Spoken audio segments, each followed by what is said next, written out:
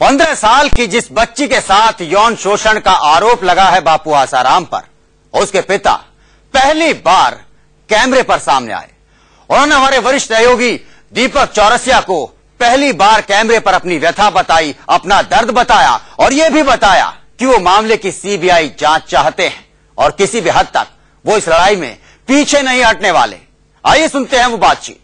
नमस्कार, मैं दीपक चौरसिया बोल रहा हूं दिल्ली से। आप ये बताइए कि क्या कुछ हुआ था आपके साथ, आपने क्यों निर्णय लिया कि एफआईआर लिखाएं और दिल्ली में लिखाएं? पहला सवाल ये।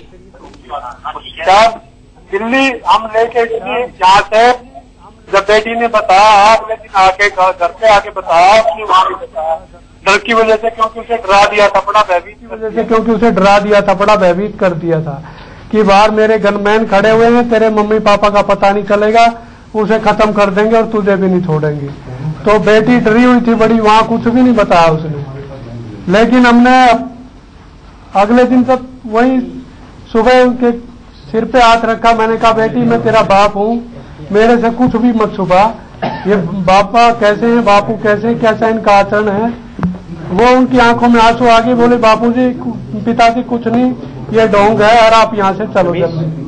तो बेटी ने कुछ भी नहीं बताया। घर पे आके हमने पत्नी को भी कहा, मैंने कहा आप इनसे पूछिए, कुछ न कुछ अप्रिय घटना हुई है। तो पत्नी ने पूछा उसे घर पे आके प्यार से, तब 19 तारीख को उन्होंने सुबह मुझे बताया। मुझे क्या, अपनी माँ को बताया।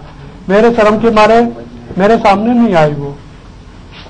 बिल्कुल। तो उसके बाद तो फिर आपने कब डिसाइड किया कि आपको एफआईआर करवानी है? आप मेरा सवाल सुन लीजिए, आपने कब डिसाइड किया कि आपको एफआईआर करवानी है? जब ही उसी टाइम डिसाइड कर लिया कि अभी चलना है। 19 तारीख को सुबह बेटी ने बताया, 19 तारीख को हम तुरंत यहाँ से चल दिए। पता करा कि बापू कहाँ पे है। उन्होंने कहा कि दिल्ली में सत्संग कर रहे हैं अजमेरी गेट में।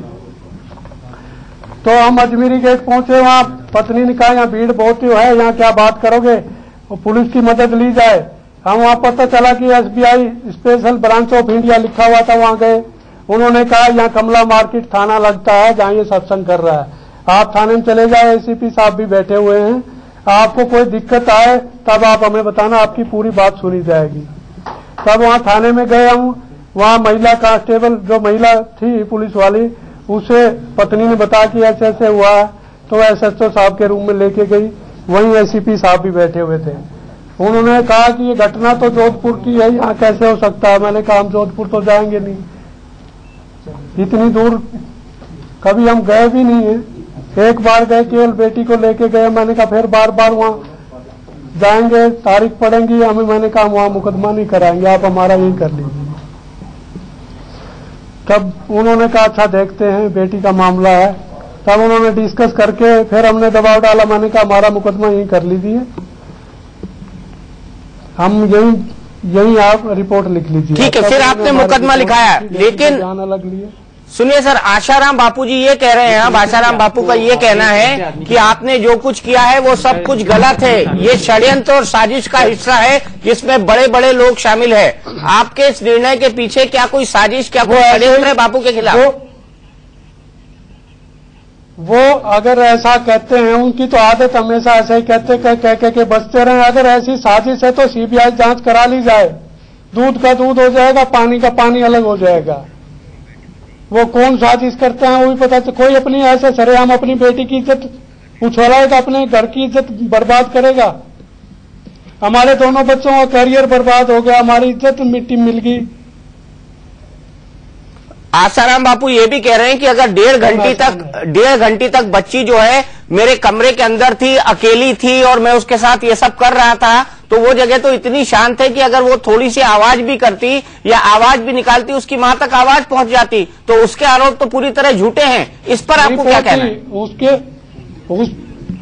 उसका कमरा बंद था, शीशे लगे हुए हैं, कोई आवाज बाहर नहीं आ सकती। अंदर की लाइट बंद कर रखी थी।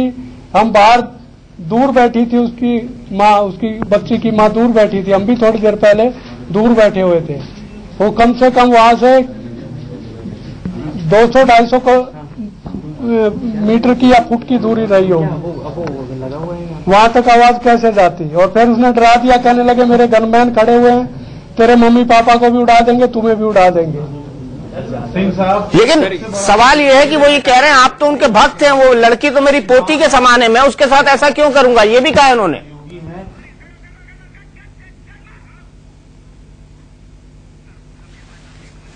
तो पीड़ित लड़की के पिता हमारे साथ जुड़े हुए थे और उनका ये कहना है आशाराम बापू को, उन्होंने साफ साफ जवाब दिया है कि उनकी बेटी ने कोई गलत काम नहीं किया, उन्होंने कोई गलत एफआईआर नहीं लिखाई, उनकी बेटी के साथ जो हुआ वो उन्होंने शब्दशः बयान किया है। जब पुलिस सम्मन देने गई आसाराम बापू को तो वो 7 घंटे के लिए ध्यान में चले गए। अब वो ध्यान में जाकर अपना आने वाला वक्त देख रहे थे या फिर झांसा दे रहे थे, आप खुद तय कीजिए। सलाखों में आज बस इतना ही। देखते रहे इंडिया न्यूज।